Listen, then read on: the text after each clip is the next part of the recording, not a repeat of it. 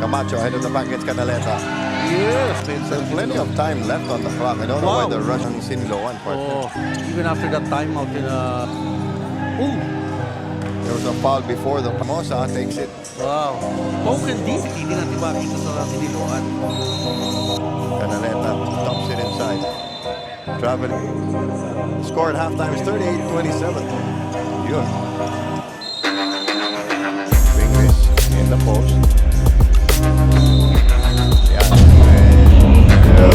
Tapatang Pingris versus Umali.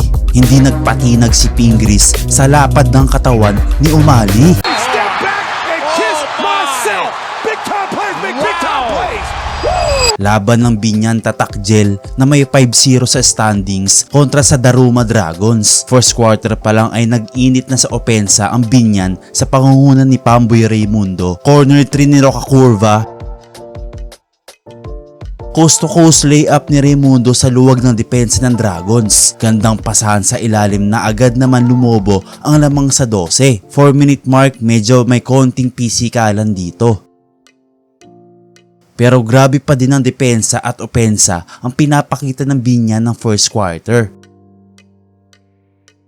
Dagdag mo pa ang dalawang sunod na tres ng sharpshooter ng Binyan na si Peña Redondo. Nagtapos ang first quarter sa score na 28-14. Entering to the second quarter, hindi pa din pala tapos si Peña Redondo dito. Ang daming galaw kahit saan pumukol pumapasok.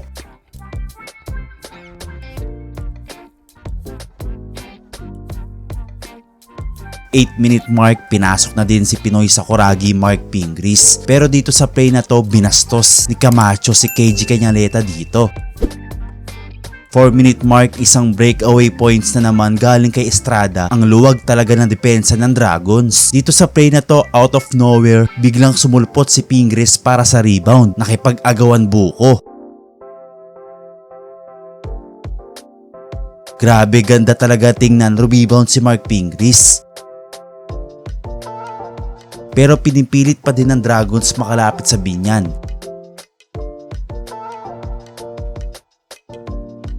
Last possession ng second quarter, tila nang gigil ata si Mark Pingris dito kaya natawagan ng traveling na agad naman itong nagulat at nagtaka bakit siya natawagan. Natapos ang first half sa score na 38-27. Coming to the third quarter, pumapasok na nga ang mga tira sa tres ng Dragons. Baba na sa 10 ang lamang. Pero grabe ang hassle ni Gimpayan sa ilalim.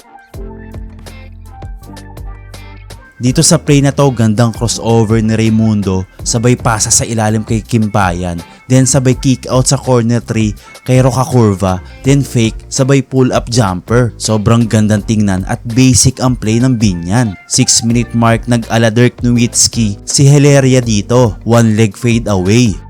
Dito sa play na to, na turnover ng Dragons, fast break ng Binyan pero tinulak pa sa ere dito si Hilarie, may tinamaan pa sa gilid. Nagpatuloy ang magandang pasahan ng Binyan, halos walang dribble. 2-minute mark, fast break na naman ng Binyan hanggang na-frustrate na ang isang player dito ng Dragons. Dinagdagan pa ng lamang ng isang tres ni KG Cañaleta. Kitang-kita na ang frustration ng mga player ng Dragons. Niyakap na pati braso ni KG Cañaleta dito. Last seconds ng third quarter, bumubulusok si Peña Redondo.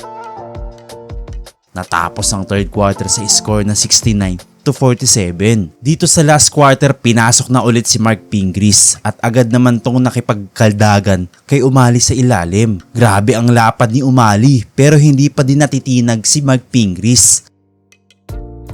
At naulit-ulit ang matchup sa ilalim. Dito ayaw talaga patalo ni Mark Pingris. Grabe, lakas pa din talaga ng katawan nito. Dito sa play na to, pansin natin na binibigyan ng magandang screen dito ni Mark Pingris ang corner shooter. Gandang close out defense naman ang galing kay Pinoy Sakuragi. At grabe din Depensa sa ilalim, quality minutes talaga ang pinapakita dito ni Pingris. 2-minute mark, gandang pasa sa ilalim galing kay Pingris, kaso hindi nasalo ni Kimpayan. Laking panghihinayang dito ni Ping.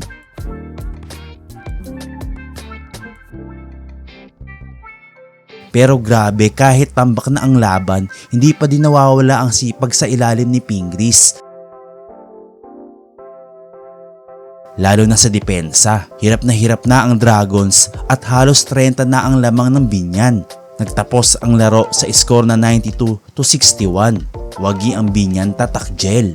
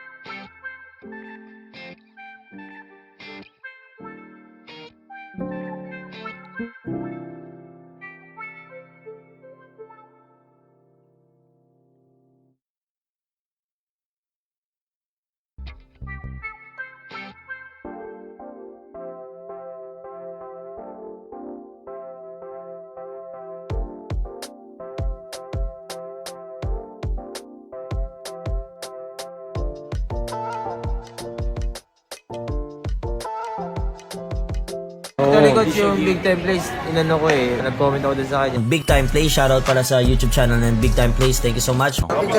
Amazing! Bawal malate, bawal malate. Bawal Mga eksena. Pogi si ano, subscribe nyo si Big Time Plays, oh.